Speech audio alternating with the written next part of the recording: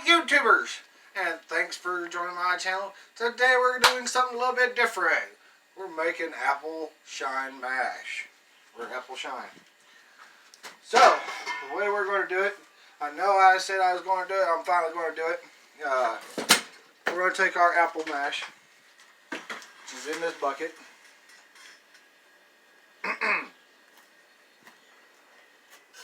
That's our apple mash.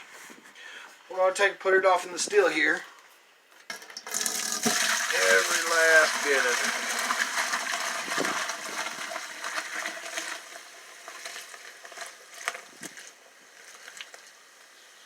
Oh, look at that apple mash. Now, whenever I start doing it, you have to clean your bucket. You have to clean your still.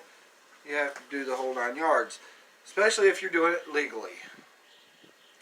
So, what we're going to do, put it over here on the stove. We're going to get our stove going. Some people like to use propane. Some people like to use an open fire. It all just depends.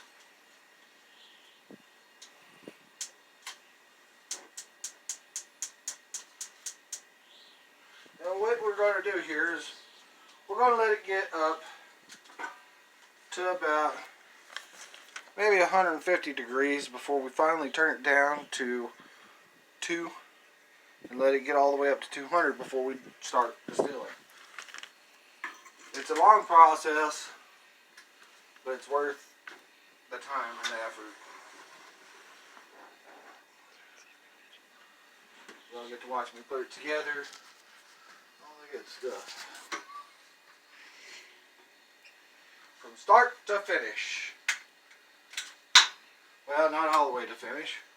I'll cut out half of it, but once it starts going and everything, you'll see the process.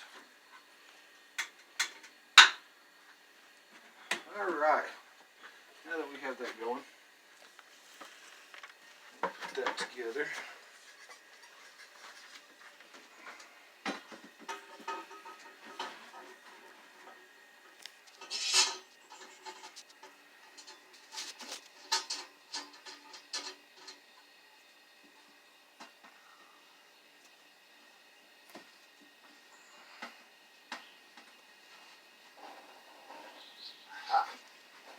Alright, now we're going to get a holder here. I'm going to take a jar. Right here. I'm going to get out our filter. And don't forget about the hair duty. Who took off my hair duty?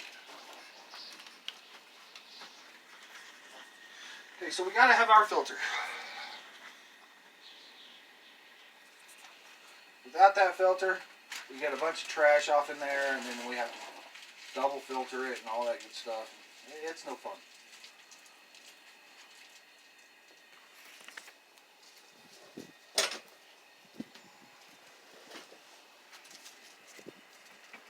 This keeps the filter from falling off. This is why a lot of people use thumper kegs, which I don't have a thumper keg, so which makes this a little more stout than most and more high quality.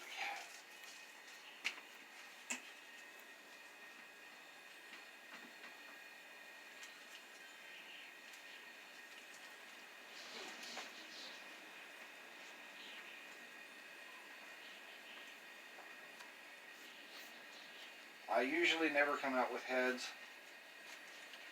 Usually. Some people are like, oh, you got to toss out the first jar because that's a head. Well, if you do it right, you won't ever have a head.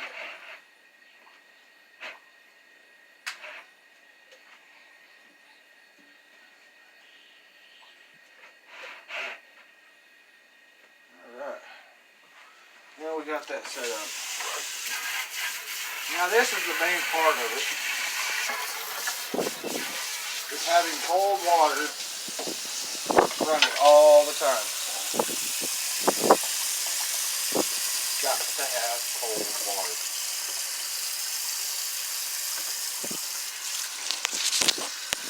Once we get to this step, now we can pull down our pump. We'll pull out our pump, and we'll start getting our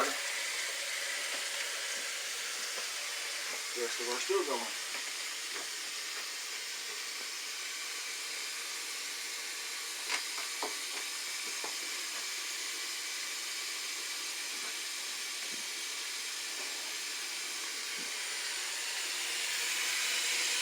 Connect your hose to your pump. You take your other hose, put it like so, in this manner. Now that part's done, we'll wait until we get up to 150.